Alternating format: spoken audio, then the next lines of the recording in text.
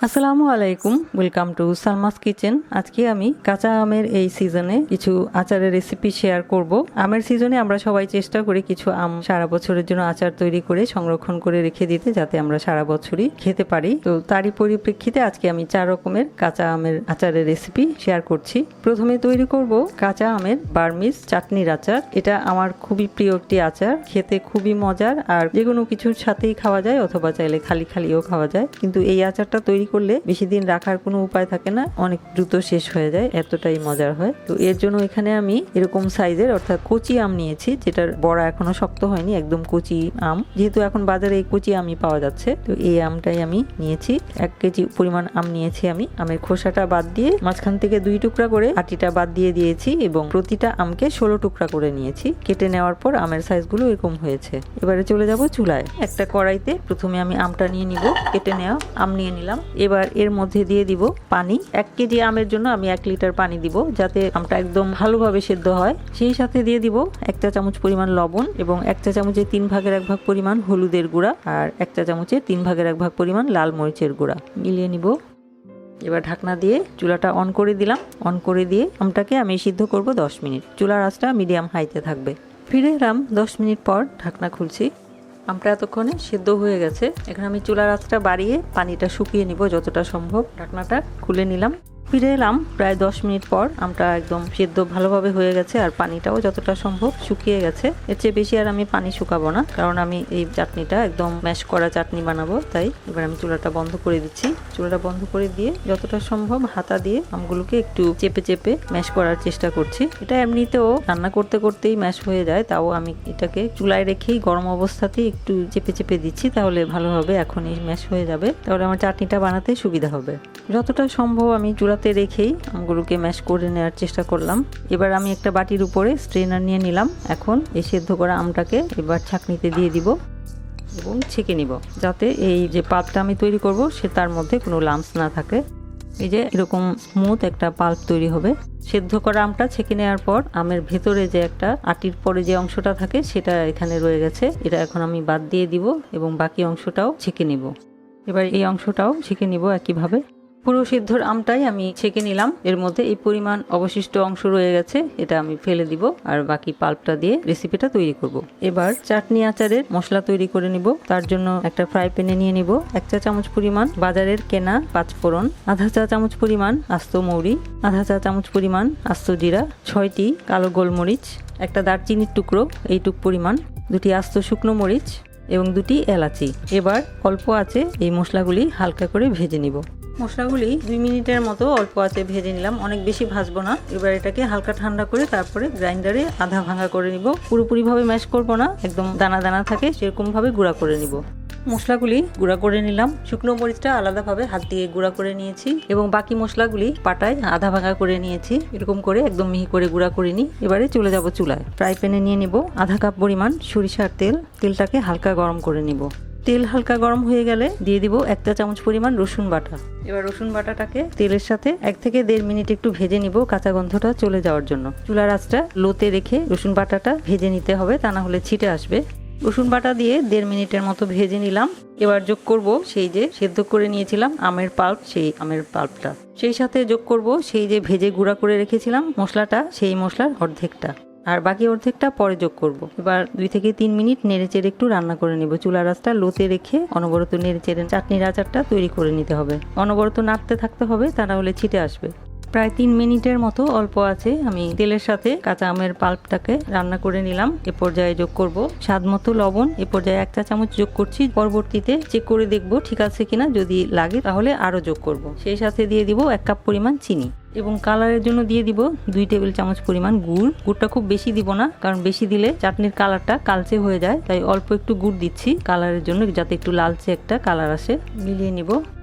মিলিয়ে নিলাম। এবার নাড়তে নাড়তে এটাকে রান্না করতে থাকবো। এখন আর কোনো কাজ নেই, এখন শুধু নাড়াচাড়া করা। এবং যখন আচারটা তৈরি হয়ে যাবে শেষে যে বাকি মশলাগুলি দিয়ে দিব। মোটামুটি আচারের প্রিপারেশন 80% কমপ্লিট। এবার নেড়েচেড়ে রান্না করতে থাকবো। যে চিনি আর গুড় দিয়েছি সেটা থেকে পানি বের হবে, আবার সেই পানিটা শুকাবে, সে পর্যন্ত নাড়াচাড়া করতে থাকতে হবে। কারণ যেহেতু এটা ম্যাশ আচার, এটা কিন্তু ছিটে আসবে, তাই এটা নাড়াচাড়া না করলে কিন্তু চুলার আশপাশ নোংরা হয়ে যাবে এবং অ্যাক্সিডেন্ট হওয়ারও সম্ভাবনা আছে হাতে এবং মুখে ছিটে আসতে পারে, তাই এটা অনবরত নেড়ে চেড়েই তৈরি করে নিতে হবে। খেতে যেমন মজা তেমনি রান্না করাটাও কিন্তু একটু কষ্টকর। মিশ্রণটা কিন্তু আর একটু পাতলা হয়ে গেছে, চিনি আর গুড় গলে গেছে। এখন আমি নাড়তে থাকবো। নাড়তে নাড়তে যখন প্রায় এর মধ্যে পানির পরিমাণটা কমে যাবে সে পর্যায়ে ফিরে আসছি। 25 মিনিট মিডিয়াম লো আছে রান্না করার পর আচারটার এরকম অবস্থা হয়েছে। এ পর্যায়ে আমি যোগ করব ভিনেগার যোগ করব আমি 2 টেবিল চামচ পরিমাণ। ভিনেগারটা দিলে সংরক্ষণ করে রেখে কিছুদিন খাওয়া যায়, তবে দুঃখের বিষয় হলো এই আচারটা কিন্তু বেশি দিন রাখা যায় না, তার আগেই শেষ হয়ে যায়, এত বেশি মজার হয়। এখন আমি এই আচারটাকে আরও 10 মিনিট রান্না করব। যখন আচারটা ফ্রাই প্যানের গা থেকে ছেড়ে ছেড়ে আসবে তখনই বোঝা যাবে যে আচারটা হয়ে গেছে। এই আচারটা তৈরি করা একটু সময় সাপেক্ষ হলেও কিন্তু তৈরি করার পর এত বেশি মজার হয় যে ওই কষ্টের কথা মনে থাকে না। এখন আমি আরো 10 মিনিট এটাকে রান্না করে নিচ্ছি। ফিরে এলাম আরো 10 মিনিট পর। সাইড থেকে তেলটা বের হচ্ছে, তার মানে আচারটা প্রায় হয়ে গেছে। এই যে প্যানের গা ছেড়ে ছেড়ে আসছে। আপনারা চাইলে আরো কম সময়ে আচারটা তৈরি করতে পারবেন, তবে সেক্ষেত্রে চুলার আঁচটা বাড়িয়ে অনবরত নাড়তে থাকতে হবে। আমি কিন্তু চুলার আঁচটা মিডিয়াম লোতে রেখে কিছুক্ষণ পর পর এসে নেড়ে দিয়েছি, কন্টিনিউয়াস নাড়িনি। যদি চুলার আঁচ বাড়িয়ে দিতে হয় তাহলে কন্টিনিউয়াস নাড়তে হবে, কারণ তা না হলে ছিটে একদম খুবই খারাপ একটা অবস্থা হয়ে যাবে। চুলার আশপাশ ছিটতে থাকবে, অনেক সময় হাতে মুখে ছিটে এসেও অ্যাক্সিডেন্ট হয়। তাই চুলার আঁচটা কমিয়ে রেখে একটু সময় নিয়ে আস্তে আস্তে রান্না করাটাই বেশি ভালো। আপনাদের ইচ্ছা, আপনারা চাইলে তাড়াতাড়ি করতে চাইলে একটু রিস্ক নিয়ে অনবরত নেড়ে চেড়ে রান্না করতে হবে। তো আমার আচারটা কিন্তু প্যানের গা ছেড়ে ছেড়ে আসছে, তার মানে আমার আচারটা হয়ে গেছে। এর চেয়ে বেশি ঘন করার দরকার নেই, যেহেতু আচার, এটা তো আমি হালুয়া দিয়ে বরফি বানাচ্ছি না যে এটা এর চেয়ে বেশি ঘন করতে হবে, এটুকুই চলবে। ঘন করার উদ্দেশ্য হলো ঘন করলে আচারটা কিছুদিন রেখে খাওয়া যাবে। এবারে কিছু মশলা অ্যাড করব। দিয়ে দিব 1 চা চামচের 3 ভাগের 1 ভাগ পরিমাণ বিট লবণ, আধা চা চামচ পরিমাণ চাট মশলা, এবং ওই যে তৈরি করেছিলাম মশলাটা, সেটা বাকি অংশটা দিয়ে দিচ্ছি। সেই সাথে দিয়ে দিব ভেজে রাখা হাতে ভাঙা লাল মরিচ অর্থাৎ চিলি ফ্লেক্স। এবার মিলিয়ে নিব। আমার সব কিছু মিলিয়ে নিলাম, টক ঝাল মিষ্টি সব ঠিক আছে। একটা কথা বলা হয়নি, আমটা যদি বেশি টক হয় তাহলে 1.5 থেকে 2 কাপ চিনি লাগবে, আর যদি আমটা মোটামুটি টক হয় তাহলে 1 কাপ থেকে 1.5 কাপ চিনি দিলে হবে। গুড়টা অপশনাল, চাইলে দিতেও পারেন নাও দিতে পারেন, তো গুড়টা দিলে কালারটা সুন্দর আসে। আমার আচারটা তৈরি। এবার চুলাটা বন্ধ করে দিয়ে একটা প্লেটে ঢেলে নিব। তারপর ঠান্ডা হলে আচারটাকে আমি যেই পাত্রটাতে সংরক্ষণ করব সেই পাত্রে ঢেলে নিব। আচার সাধারণত শুকনো কাচের বয়মে রাখলে বেশি দিন খাওয়া যায়, তবে এই আচারটা অবশ্য খুব তাড়াতাড়ি খাওয়া হয়ে যায়, বেশি দিন রাখা যায় না, সবাই খেয়ে ফেলে, এতটাই মজার। তৈরি হয়ে গেল আমের বার্মিজ চাটনির আচার। এভাবে কুচি আম দিয়ে বার্মিজ এই চাটনির আচারটা তৈরি করে খেয়ে দেখবেন, অসম্ভব মজা লাগে, আর এটা খুব দ্রুত শেষ হয়ে যায়, এতটাই মজার হয়। বার্মিজ আচার তো এমনিতেই অনেক মজার, আর এই আচারটা সবচেয়ে বেশি মজা লাগে আমার কাছে। তো আশা করছি আমের বার্মিজ চাটনির আচারের এই রেসিপিটা আপনারা তৈরি করে খাবেন, আশা করছি ভালো লাগবে। এবারে তৈরি করব কাঁচা আমের টক ঝাল আচার। এর জন্য এখানে আমি নিয়েছি 1 কেজি পরিমাণ কাঁচা আম। আমগুলোকে আমি ধুয়ে নিয়েছি। ধুয়ে নেওয়ার পর পানিটা যতটা সম্ভব শুকিয়ে নিয়েছি। এখন পানিগুলোকে এভাবে একটা শুকনো কাপড় দিয়ে মুছে নিব। এই আচারটা তৈরি করতে আমের মধ্যে পানি থাকা যাবে না, পানিগুলো যতটা সম্ভব মুছে নিতে হবে। যেহেতু আমি রান্না ছাড়া আজকে আমি আচারটা তৈরি করব, এভাবে মুছে নিতে হবে একদম শুকনো করে। সবগুলো আম আমি শুকিয়ে নিলাম। এবারে এগুলোকে কেটে নেওয়ার পালা। একটা আম নিলাম, এর পিছনের ডাটার অংশটা কেটে বাদ দিয়ে দিব। বাদ দিয়ে দিলাম। এবার এটাকে লম্বালম্বি ভাবে 2 টুকরা করে নিব। আটি কিছুটা শক্ত হয়েছে, এরকম আম দিয়ে কিন্তু আচার বেশি ভালো হয়। ভিতরের বিচিটা তুলে বাদ দিয়ে দিব। এবার এটাকে মাঝখান থেকে আরেকটা টুকরা করে নিব, অর্থাৎ একটা আমকে লম্বালম্বি ভাবে 4 টুকরা করে নিব। এখন এই একটা টুকরাকে আবার 3 টুকরা করে নিব। তো এভাবেই করে নিব। সবগুলো আম আমার কাটা হয়ে গেল। বড় একটা মিক্সিং বলে নিয়ে নিলাম। এখন এর মধ্যে দিয়ে দিব 1 চা চামচ পরিমাণ লবণ আর 1 চা চামচ পরিমাণ হলুদের গুঁড়া দিয়ে এবার মিলিয়ে নিব। মিলিয়ে নিলাম। এখন লবণ হলুদ দিয়ে মেখে রাখা আমটাকে আমি ঢাকনা দিয়ে রেখে দিব 3-4 ঘন্টা। এর মাঝে আমটা পানি ছাড়বে। পানিটা ছাড়লে আমের ভেতরে লবণ আর হলুদ ঢুকবে, আর আমটার ভেতরের টকটা সেটাও কিছুটা বের হয়ে যাবে। তাহলে আমটা বেশি দিন সংরক্ষণ করে রাখা যাবে এবং স্বাদটাও ভালো আসবে। ফিরে আসছি তাহলে 4-5 ঘন্টা পর। 4-5 ঘন্টা পর ফিরে এলাম। ঢাকনাটা খুলে নিচ্ছি। আমের ভেতর থেকে বেশ কিছু পানি বের হয়েছে। এবার আমি এটাকে একটা ছড়ানো পাত্রতে নিয়ে নিব। একটা ছড়ানো একটা ঝাঁঝরি নিলাম, এর মধ্যে পাতলা কাপড় এভাবে ছড়িয়ে দিব। 2 লেয়ারে দিব। এখন এর উপরে আমগুলি একটা একটা করে ছড়িয়ে দিব।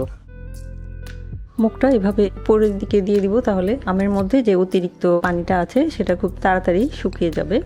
সবগুলো আমি একদম উপরের দিকে মুখ করে ছড়িয়ে দিলাম। এখন এটাকে কড়া রোদে শুকিয়ে নিব 1 ঘন্টা। 1 ঘন্টাও লাগে না, তার চেয়ে কম সময় অনেক সময় হয়ে যায়। এখন যেহেতু বাইরে অনেক কড়া রোদ, 1 ঘন্টার সময় না হলেও হয়, 40 থেকে 45 মিনিট রোদে শুকিয়ে নিলেই হয়ে যায়। তো আমি এখন এই আমগুলোকে 1 ঘন্টা শুকিয়ে নিব। যদি কড়া রোদ হয় তাহলে 45 মিনিট শুকিয়ে নিব, তাহলেই আমার আমটা আচার তৈরির জন্য রেডি হয়ে যাবে। এর মাঝে আমি আচারের যে মশলাটা আছে সেটা তৈরি করে নিব। যেহেতু আজকের আচারটা আমি টক ঝাল আচার তৈরি করব, টক আচারটা তৈরি করতে মশলার পরিমাণ একটু বেশি দিতে হয়, কারণ আচারের স্বাদটাই নির্ভর করছে মশলার উপরে। যার কারণে এখানে আমি মশলা নিয়েছি পরিমাণে একটু বেশি। তো যা যা নিয়েছি, 1 চা চামচ পরিমাণ নিয়েছি মৌরি বা মিষ্টি জিরা, আর 1 টেবিল চামচ পরিমাণ নিয়েছি বাজারের যে রেডিমেড 5 ফোড়ন পাওয়া যায়, আস্ত 5 ফোড়ন সেটা। তবে কেনা 5 ফোড়নের মধ্যে কিন্তু মেথির পরিমাণ বেশি থাকে, যে কারণে এই কেনা 5 ফোড়নটা ইউজ করলে অনেক সময় বেশি তিতা হয়ে যায়। সেই 5 ফোড়ন থেকে মেথি বেছে বাদ দিয়ে দিবেন। আমি এই 1 টেবিল চামচ পরিমাণ 5 ফোড়ন থেকে প্রায় আধা চা চামচ পরিমাণ মেথি বাদ দিয়ে নিয়েছি, তা না হলে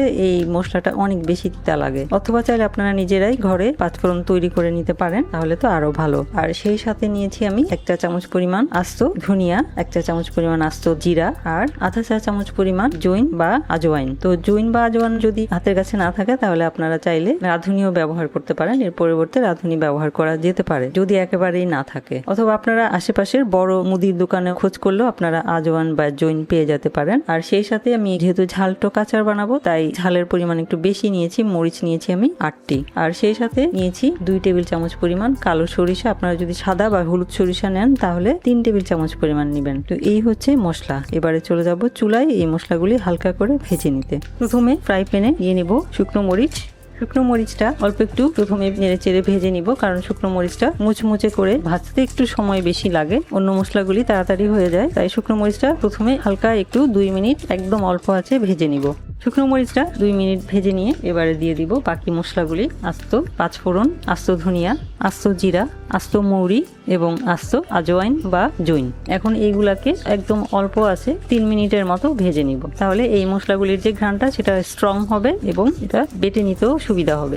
মশলাগুলি আমি 3 মিনিট অল্প আছে ভেজে নিলাম। এখন এটাকে আমি অন্য একটা পাত্রে নিয়ে নিব।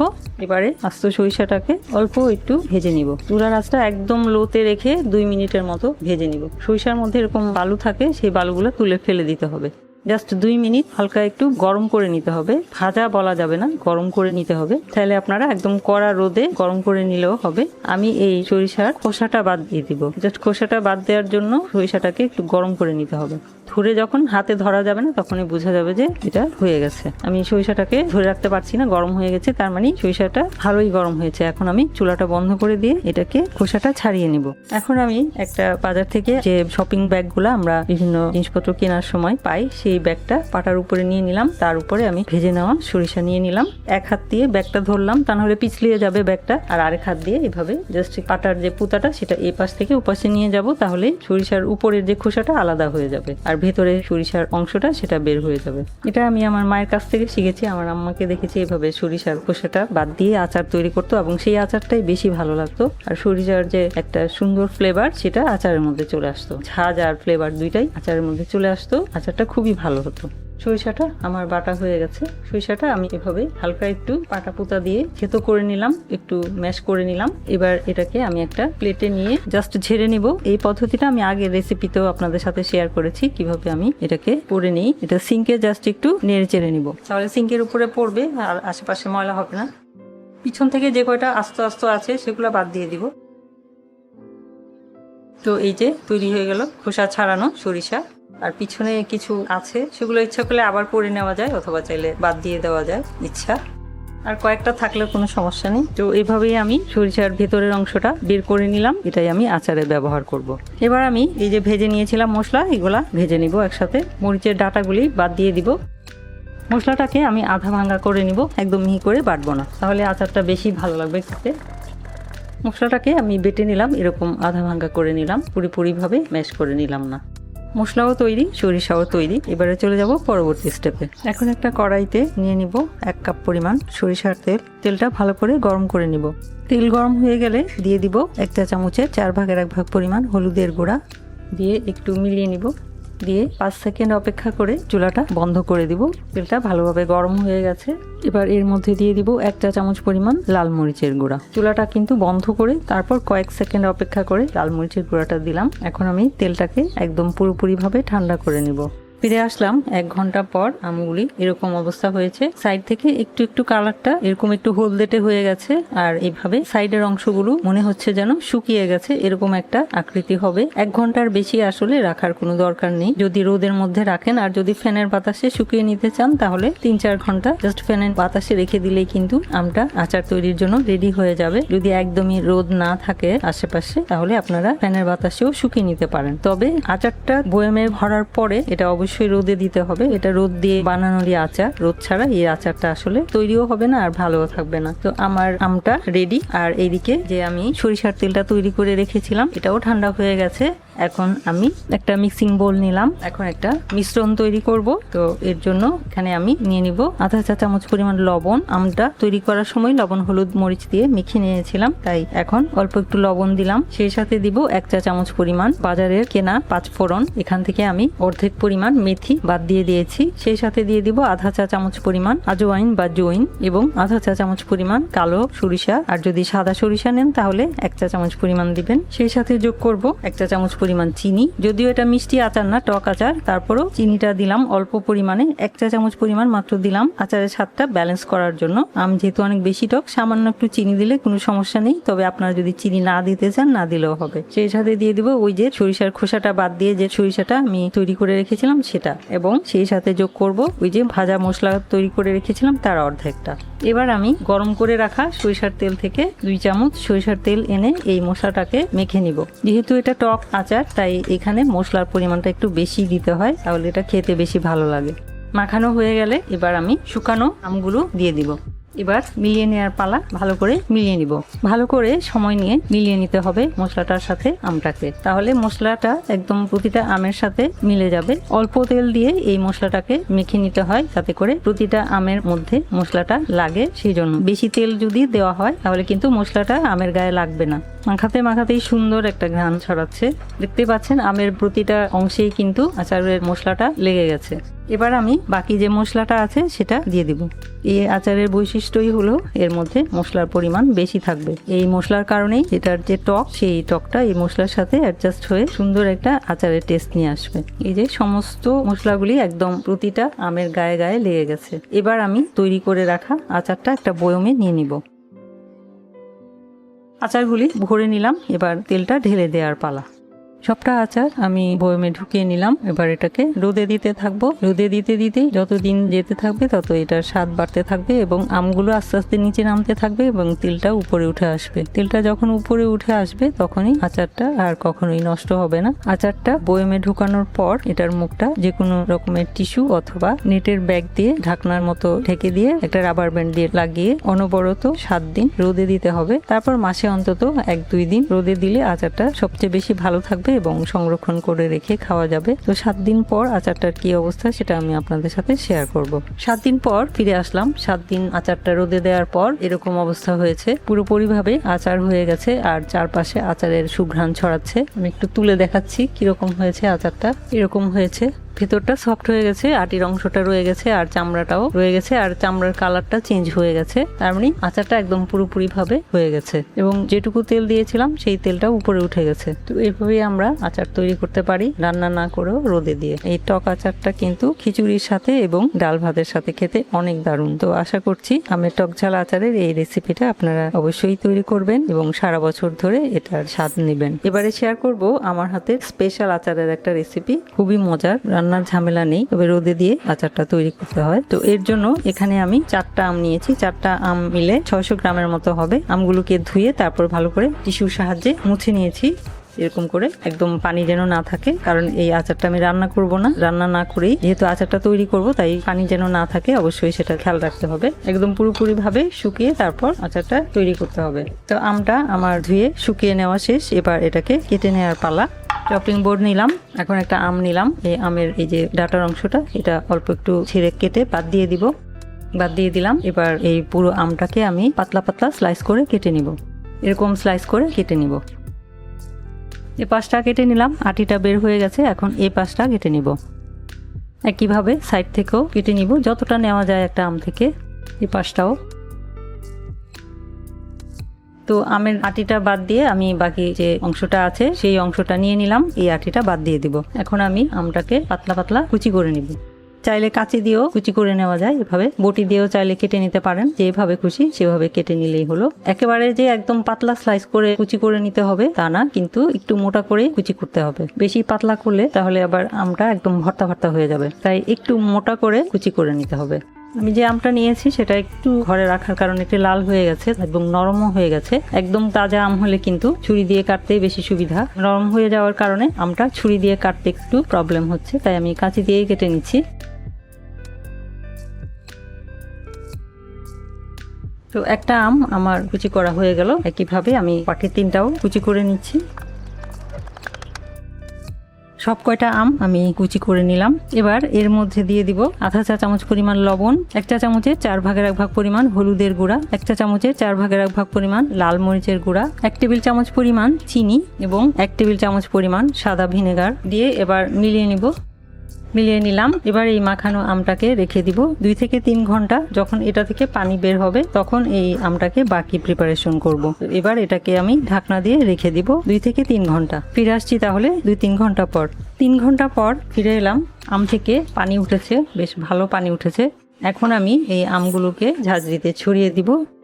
পুরোটা আমকুচি আমি এভাবে রসটা যতটা সম্ভব চিপে রেখে ঝাঁঝরিতে ছড়িয়ে দিলাম। এখন এটাকে আমি কড়া রোদে 2 থেকে 3 ঘন্টা শুকিয়ে নিব। আর যদি রোদের তাপ কম থাকে তাহলে এক বেলা রোদ দিয়ে নিলেই হবে, অর্থাৎ 10টা থেকে 1টা পর্যন্ত রোদে দিয়ে নিব। তাহলেই আমার আচারটা তৈরি করার জন্য আমটা রেডি হয়ে যাবে। ফিরে আসছি তাহলে 2-3 ঘন্টা পর। ফিরে এলাম 3 ঘন্টা পর। আমগুলোর এই অবস্থা হয়েছে। আমগুলোর মধ্যে যেটুকু বাড়তি পানি ছিল সেটা অনেকটাই শুকিয়ে গেছে। বাকি যেটুকু অবশিষ্ট পানি থাকবে সেটুকু বয়ামে ভরে রোদে দিতে থাকলেই শুকিয়ে যাবে। কারণ একদম পুরোপুরি ড্রাই করা যাবে না, তাহলে কিন্তু আচারটা খেতে ভালো লাগবে না। একটু ভেজা ভেজা থাকবে, তাহলে আচারটা সুন্দর হবে। তো এখন আমি এই শুকিয়ে নেওয়া আমকুচিগুলো একটা বড় একটা মিক্সিং বোলে নিয়ে তারপর বাকি মশলাগুলি এর সাথে যোগ করব। আচারটা মিক্সিং বলে নিয়ে নিলাম। আজকে আমি আচারটা কোনো স্পেশাল মশলা দিয়ে করব না, ঘরে থাকা মশলা দিয়েই করব। এবার এর মধ্যে দিয়ে দিব 1.25 চা চামচ পরিমাণ লবণ, 1 চা চামচ পরিমাণ ভাজা জিরার গুঁড়া, 1 চা চামচ পরিমাণ ধনিয়ার গুঁড়া, 1 চা চামচ পরিমাণ চাট মশলা বা চটপটির মশলা, আধা চা চামচ পরিমাণ বিট লবণ, আধা চা চামচ পরিমাণ লাল মরিচের গুঁড়া, আধা চা চামচ পরিমাণ 5 ফোড়নের গুঁড়া। সেই সাথে নিয়ে নিব 1.5 টেবিল চামচ পরিমাণ সরিষা বাটা, সাদা সরিষা বাটা এবং যোগ করব আধা কাপ পরিমাণ চিনি। এখন এই মশলাগুলি ভালো করে মিলিয়ে নিব। মিলিয়ে নিলাম। এবারে চলে যাব চুলায় সরিষার তেলটা তৈরি করে নিতে। চলে এলাম চুলায়। একটা ফ্রাই প্যান নিলাম, এর মধ্যে দিয়ে দিব 1 কাপ আর আধা কাপ পরিমাণ সরিষার তেল। তেলটা একটু বেশি করেই গরম করে নিব, কারণ আমটা তেলের নিচে ডুবে থাকবে, তা না হলে কিন্তু আচার নষ্ট হয়ে যাওয়ার সম্ভাবনা থাকে। এখন তেলটা ভালো করে গরম করে নিব। তেলটা একদম ভালো করে গরম হয়ে গেছে। এবার আমি চুলাটা বন্ধ করে দিলাম।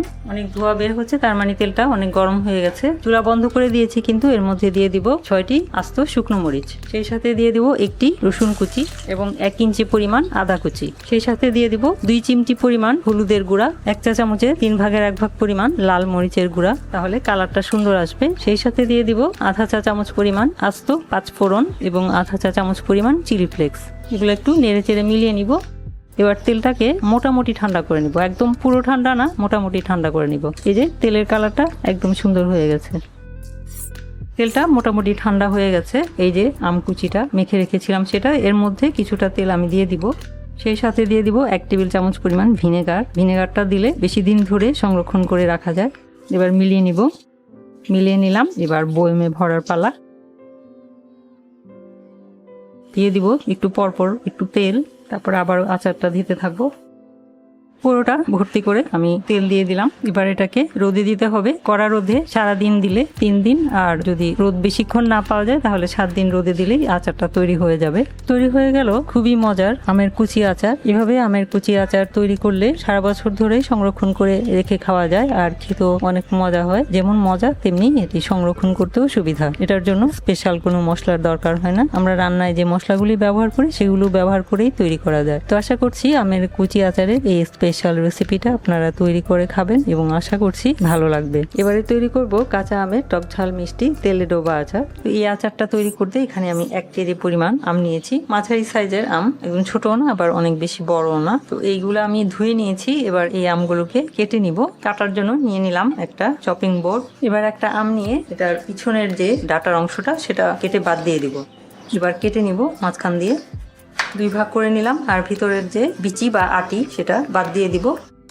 এখন এটাকে মাঝখান থেকে আরেকটা টুকরা করে নিলাম, আর এখান থেকে একটু অল্প একটু কেটে বাদ দিয়ে দিলাম। আচারটা তৈরি করতে এরকম অল্প একটু শক্ত আটি হওয়া আমি বেশি ভালো হয়। তো এটাকে আমি 3 টুকরা করে নিব। এরকম সাইজ করে কেটে নিলেই ভালো, একদম বেশি ছোটও না আবার বড়ও না। বেশি বড় হলে ভিতরে মশলা ঢুকতে চায় না, আবার বেশি ছোট হলে দেখতে ভালো লাগে না। এভাবেই আমি করে নিচ্ছি। খোসা সহই আচারটা তৈরি করব। এই আচারটা কিভাবে 1 বছর ধরে সংরক্ষণ করা যায় সেই টিপসগুলো আপনাদের সাথে আস্তে আস্তে শেয়ার করব। একটা আম কাটা হয়ে গেল, আরেকটা আম একইভাবে কেটে নিব।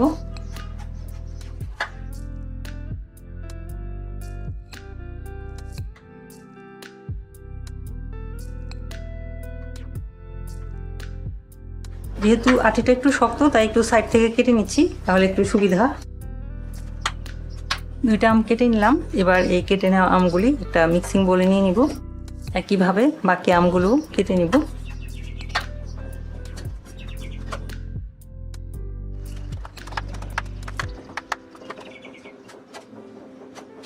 সবগুলো আম কেটে নিলাম, সবগুলোই মিক্সিং বলে নিয়ে নিলাম।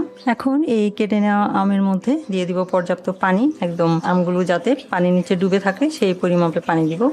এখন এর মধ্যে দিয়ে দিব 1 টেবিল চামচ পরিমাণ লবণ এবং 1/4 কাপ পরিমাণ ভিনেগার। এবার নেড়ে চেড়ে লবণ আর ভিনেগার মিলিয়ে নিব পানিটার সাথে। এতে করে আম যে কালো হয়ে যায় কাটার সাথে সাথে সেটা হবে না। এছাড়াও আমের ভিতরে লবণ আর ভিনেগার ঢুকে যাবে, তাহলে এটা প্রিজারভেটিভের কাজ করবে। তাতে করে কয়েক বছর ধরেও এই আচারটা সহজে নষ্ট হবে না। তো এইভাবে লবণ আর ভিনেগারের পানিতে 2 থেকে 3 ঘন্টা রেখে দিতে হবে, তাহলে এর ভিতরে লবণ আর ভিনেগার ঢুকে যাবে। অনেক বেশিক্ষণ রাখার দরকার নেই, বেশিক্ষণ রাখলে আবার আমটা বেশি নরম হয়ে যাবে। 2 থেকে 3 ঘন্টা, ম্যাক্সিমাম 3 ঘন্টা রেখে দেওয়া যাবে, এর চেয়ে বেশি রাখার কোনো দরকার নেই। তো এইভাবেই আমি আমটাকে রেখে দিচ্ছি 2 থেকে 3 ঘন্টা। ফিরে আসছি তাহলে 2-3 ঘন্টা পর। এর মাঝে আমি বাকি যে মশলাগুলো আছে সেগুলো তৈরি করে নিব। এবার আচারটা তৈরি করতে একটা বিশেষ মশলা লাগবে, সেই মশলাটা তৈরি করে নিব। এর জন্য এখানে আমি নিয়েছি 2টা শুকনো মরিচ, 1 চা চামচ পরিমাণ 5 ফোড়ন আর 1 চা চামচ পরিমাণ আস্ত জিরা, আর আরেকটা উপকরণ লাগবে সেটা হচ্ছে সরিষা। আমরা সাধারণত আচারের মধ্যে সরিষা বাটা ইউজ করি, কিন্তু আমার আম্মাকে দেখেছি যে সরিষা বাটা ইউজ করতো না, সরিষাটাকে একটু অন্যরকম পদ্ধতিতে ইউজ করতো এবং কালো সরিষা দিয়ে করতো। তো সেই রেসিপিটাই আজকে আপনাদের সাথে আমি শেয়ার করছি। তো তার জন্য এখানে আমি 2 টেবিল চামচ পরিমাণ কালো সরিষা নিয়েছি। কিভাবে আমি সরিষাটা তৈরি করব সেটা আপনাদের সাথে আস্তে আস্তে শেয়ার করব। চলুন তাহলে রেসিপিতে চলে যাই। এখন একটা ফ্রাই প্যান নিলাম, এর মধ্যে দিয়ে দিব 2টি শুকনো মরিচ, 1 চা চামচ পরিমাণ আস্ত জিরা এবং 1 চা চামচ পরিমাণ 5 ফোড়ন। এবার চুলার আঁচটা মৃদু আছে এই মশলাটাকে একটু ভেজে নিব, সুন্দর ঘ্রাণ ছড়ানো পর্যন্ত। 2 থেকে 2.5 মিনিট ভেজে নিলেই হবে। একদম মুচমুচে করে ভাজার দরকার নেই, তাহলে এই মশলাটা চিতা হয়ে যাবে। একদম লো আছে 2 থেকে 2.5 মিনিট ভেজে নিলেই হবে।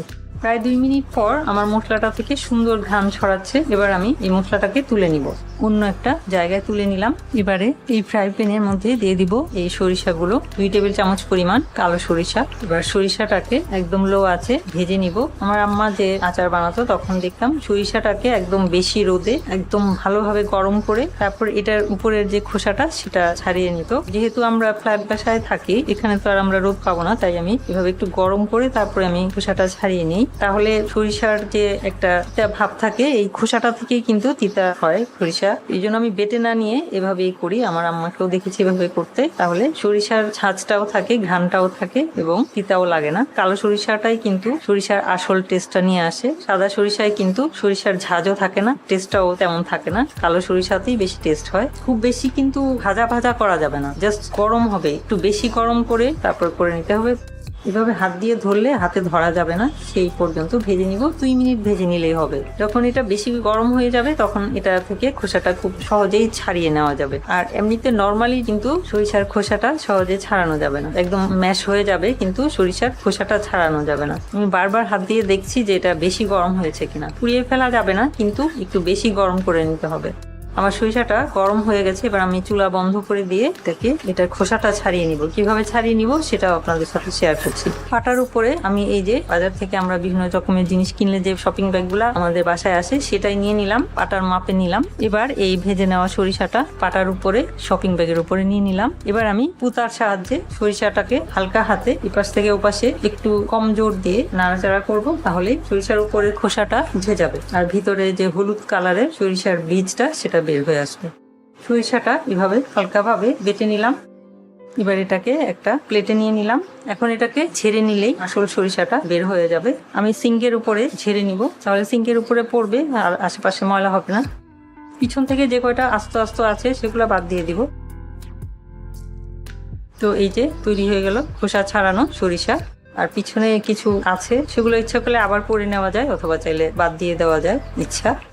আর কয়েকটা থাকলে কোনো সমস্যা নেই। তো এই হচ্ছে খোসা ছাড়ানো সরিষা। এবারে মশলাটা বেটে নিব, ডাটাটা ফেলে দিব। এবার মশলাটাকে ভালো করে বেটে নিব। মশলাটাকে আধা ভাঙা করব, আমি পুরোপুরিভাবে মিহি করব না, আধা ভাঙা করে নিব। মশলাটা আমার বাটা হয়ে গেছে, এবার তুলে নেওয়ার পালা। এরকম আধা ভাঙা করে নিলাম।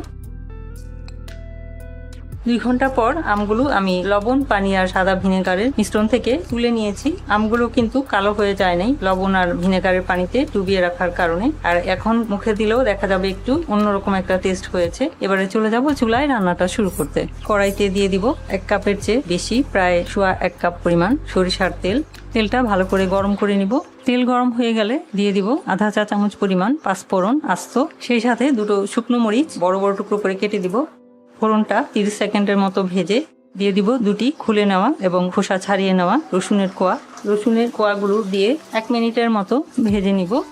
এরপর যোগ করব আম। এবারে আমি চুলাটা বন্ধ করে তারপর আমটা যোগ করব, কারণ আমের মধ্যে পানি আছে, অল্প অল্প করে দিতে থাকবো। যেহেতু একটু আগেই আমি পানিটা ছেঁকে নিয়েছি তাই চুলাটা বন্ধ করে নিলাম। এবার আমি চুলাটা অন করে দিব। অন করে এখন একটু নেড়ে চেড়ে মিলিয়ে নিব। নেড়ে চেড়ে মিলিয়ে নিলাম। এ পর্যায়ে দিয়ে দিব আধা চা চামচ পরিমাণ হলুদের গুঁড়া, আধা চা চামচ পরিমাণ লাল মরিচের গুঁড়া এবং আধা চা চামচ পরিমাণ লবণ। লবণটা পরবর্তীতে আমি যোগ করব আরো, কারণ বিট লবণও যোগ করব, তো তাই লবণটা এই পর্যায়ে অল্পই দিলাম। এছাড়াও আমি লবণ পানিতে ডুবিয়ে রেখেছিলাম তাই শুরুতেই অনেক বেশি লবণ দিলাম না। এবার সমস্ত কিছু একসাথে কিছুক্ষণ নেড়ে চেড়ে ভেজে নিব। আমটা মোটামুটি সেদ্ধ হলে তারপরে মিষ্টি যোগ করব, কারণ আমটা সেদ্ধ হলে মিষ্টি যোগ করলেই ভালো। কিছুক্ষণের মধ্যেই আমটা আমার সেদ্ধ হয়ে গেছে, দেখা যাচ্ছে। অনেক বেশি সেদ্ধ করলে আবার একদম নরম হয়ে গলে যাবে, যেহেতু কচি আম। তো এর পর্যায়ে আমি চিনি যোগ করবো আধা কাপ পরিমাণ এবং গুড় যোগ করব 1/3 কাপ পরিমাণ। চিনিটা গলা পর্যন্ত অপেক্ষা করব, কিছুক্ষণের মধ্যেই গলে যাবে। চিনি আর গুড় গলে গেছে। এই পর্যায়ে মশলা অ্যাড করব। দিয়ে দিব সেই যে ভেজে রেখেছিলাম সেই মশলা অর্ধেকটা এবং সরিষা যেটা আমি খোসা ছাড়িয়ে নিয়েছিলাম সেটা, এবং 1 চা চামচ পরিমাণ বিট লবণ। নেড়ে চেড়ে মিলিয়ে নিব হালকা হাতে, কারণ আমগুলো কিন্তু সেদ্ধ হয়ে গেছে। আর 2-3 মিনিট রান্না করে নিলেই হয়ে যাবে আমার আচারটা। ফিরে এলাম 2 মিনিট পর। ততক্ষণ আমি নাড়াচাড়া করি না, এখন একটু নেড়ে চেড়ে দিব। সবার শেষে যোগ করব 2 টেবিল চামচ পরিমাণ সাদা ভিনেগার, এটা প্রিজারভেটিভের কাজ করবে। এবার আমি চুলাটা বন্ধ করে দিব এবং সবার শেষে যোগ করব বাকি রয়ে যাওয়া সেই যে তৈরি করা মশলা। আচারটা আমার তৈরি হয়ে গেছে।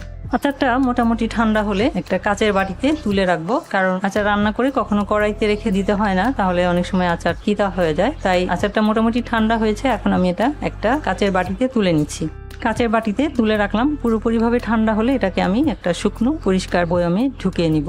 তৈরি হয়ে গেল একদম সহজভাবে আমের তেলে ডোবা আচার। এভাবে আম দিয়ে তেলে ডোবা আচার তৈরি করলে খেতে যেমন মজা, তেমনি অনেক দিন ধরে সংরক্ষণ করেও রাখা যায়। আর এই আচারটা যতদিন পুরনো হবে তত বেশি টেস্ট হবে। ফ্রিজের বাইরেই সংরক্ষণ করে রেখে দেওয়া যাবে। তো আশা করছি আমের তেলে ডোবা আচারের এই রেসিপিটা আপনারা এই মৌসুমে তৈরি করে খেয়ে দেখবেন, আশা করছি ভালো লাগবে। তো এভাবেই আমি এক এক করে 4 রকমের আচারের রেসিপি আপনাদের সাথে শেয়ার করলাম। সবগুলোই খুব বেশি জটিল না, সংরক্ষণ করাও সহজ, সারা বছর রেখে খেতে পারবো। তো আশা করছি রেসিপিগুলো আপনারা ট্রাই করে দেখবেন, আশা করছি সবগুলোই ভালো লাগবে। ভিডিওগুলি দেখার জন্য এবং এতক্ষণ সাথে থাকার জন্য অসংখ্য ধন্যবাদ। সবাই খুব ভালো থাকবেন, আমার আর আমার পরিবারের জন্য দোয়া করবেন। আল্লাহ হাফেজ।